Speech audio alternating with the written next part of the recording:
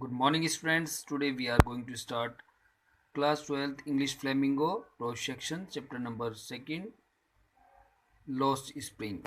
It is the remaining part of this chapter. Now we begin. He stops at the door of one such house. यानी जो मुकेश है वो एक ऐसे ही घर के दरवाजे पर रुक जाता है. बैंक्स ए वोबली आयरन डोर, और उसे बहुत जोर से वो टूटे हुए लोहे के दरवाजे पे विद हिज फुट यानी अपने पैर से पैर मारता है. एंड पुशेस इट ओपन, और इसको धकेल कर खोल देता है. We enter a half built shack, और राइटर बता रही है यहाँ पर कि हम आधे बने हुए जो हट शैक कहते हैं, हट झोंपड़ी में चले गए. In one part of it, उनमें यानी इस झोपड़ी के एक भाग में, थैच्ड विद डेड ग्रास, यानी जो सूखे हुए घास से बना हुआ था. कि जो firewood stove over, firewood stove कहते हैं चूल्हा, लकड़ी का जो जिसमें लकड़ी जलाई जाती है. Over which seats a large vessel of sizzling Spanish leaves. तो क्या था, वहाँ पर एक चूल्हा जल रहा था जिसके ऊपर एक बड़ा सा वेसल कहते हैं बर्तन रखा हुआ था, और सीजलिंग मीन्स आवाज़ कर रहा था. मैंने बर्तन के ऊपर स्पिनिच लीव्स पड़ी, मतलब पालक की पत्तियाँ, यानी साग पक रहा था एक स्टोव पर. On the ground a large aluminium platters are more chopped vegetables. तो वहीं पर क्या है, ज़मीन पर एक बड़ी सी एल्यूमिनियम की प्लेट रखी हुई थी, और उसमें कटी हुई बहुत सारी चॉपर कहते हैं कटी हुई सब वेजिटेबल सब्जियाँ रखी हुई थी. A frail young women is cooking the evening meal for the whole family. Frail कहते हैं कमज़ोर सी, वीक. तो वहाँ पर एक क्या थी कि एक कमज़ोर सी महिला जो थी वो शाम का भोजन बना रही थी पूरी फैमिली के लिए अपने. Through eyes filled with smoke she smiles. हालांकि मतलब, और उस धुएं से उसकी आंखों में धुआं घुस रहा था, और फिर भी वो मुस्कुरा रही थी क्योंकि वहाँ पर जो लेखिका आई हुई थी. She is the wife of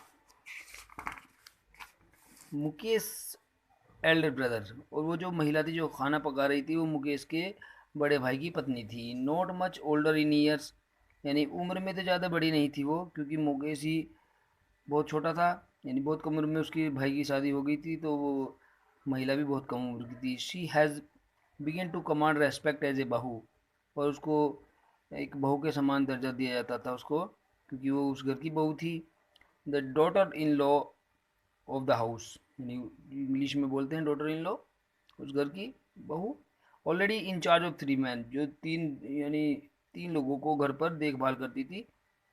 her husband यानी अपने पति की, यानी मुकेश के भाई की देखभाल करती थी, और मुकेश एंड देयर फादर, और उनके पिता की यानी अपने ससुर की देखभाल करती थी. When the older man enters, और जब यानी ओल्डर मैन का मतलब मुकेश के जो पिता हैं, यानी उस महिला के जो ससुर हैं, वे अंदर आते हैं, तो क्या होता है कि she gently withdraws behind the broken wall. तो चुपके से वो धीरे से एक टूटी हुई दीवार के पीछे छिप जाती है शर्म की वजह से. And brings her veil closer to her face. Veil कहते हैं घूंघट, और अपने फेस के पास में वो अपना मतलब फेस जो है घूंघट से ढक लेती है. एज कस्टम डिमांड्स, और जैसे कि प्रथा है, रीति रिवाज है, daughter in law must veil their faces before male elders, कि महिलाओं को या बहुओं को जो है अपने चेहरे को जो मेल एल्डर होते हैं, बड़े होते हैं, बुजुर्ग होते हैं घर पर, उनके सामने अपना फेस को घूंघट से ढक लेना चाहिए.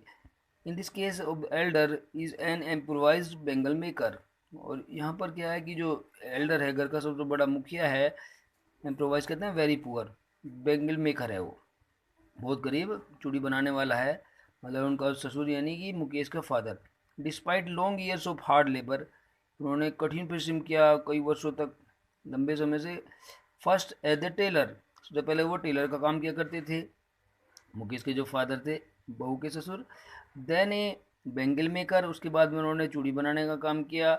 ही has failed to renovate a house. Renovate कहता है मतलब रीबिल्ट, यानी दोबारा बनाना. फिर भी वे अपना एक नया घर जो दोबारा भी नहीं बना पाए वे, उसमें भी फेल हो गए. Send his 2 sons to school, और अपने 2 बच्चों को यानी मुकेश को और उसके भाई को स्कूल भी नहीं भेजने में भी असफल हो गए वे, यानी भेज नहीं पाए थे। All he has manage to do is teach them what he knows. तो इसमें उन्होंने क्या किया, बस सिर्फ वो एक ही चीज़ उनको सिखा पाए दोनों भाइयों को जो वो जानते थे। क्या थी वो चीज़? The art of making bangles, यानी चूड़ी बनाने की कला। यानी अपने दोनों बेटों को बस सिर्फ उसके पिता मुकेश के चूड़ी बनाना ही सिखा पाए। इट इज़ हिज करम हिज डेस्टिनी, यानी says Mukesh grand mother, Mukesh की दादी जो घर पर थी वो कहती है लेखिका को, इट इज़ हिज करम, कि ये तो इनका नसीब है, उनका किस्मत है, हिज डेस्टिनी किस्मत।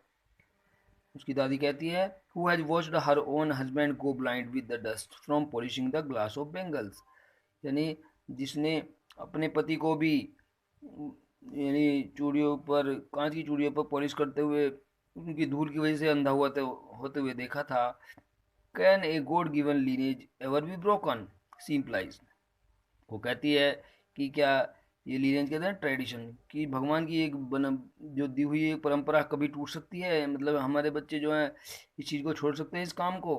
Board in the caste of bangle makers, क्योंकि वे बंगाल चूड़ी बनाने वालों की जाति में पैदा हुए हैं। They have seen nothing but bangles, उन्होंने कुछ नहीं देखा, सिर्फ एक ही चीज़ देखी है, बस सिर्फ चूड़ियाँ देखी हैं। क्या क्या देखी है? इन द हाउस, घर पर, इन द यार्ड, आंगन में, इन एवरी अदर हाउस, और हर दूसरे घर में, every yard every street in Firozabad, हर आंगन में, दूसरे आंगन में, और फिरोजाबाद की प्रत्येक गली में यही चीज़ दिखाई देती हैं। स्पायरल्स ऑफ बेंगल्स, यानी यहाँ पर अनेक प्रकार की चूड़ियाँ हैं। Sunny gold, gold paddy green हरे रंग की, royal blue, pink, purple, every colour born out of the 7 colours of the rainbow, यानी जैसे कि सात कलर होते हैं रेनबो में, यानी हर प्रकार की चूड़ियाँ इस कलर की मिल जाती हैं। Okay students, next video next part करते हैं। कोई टेक केयर, बाय बाय।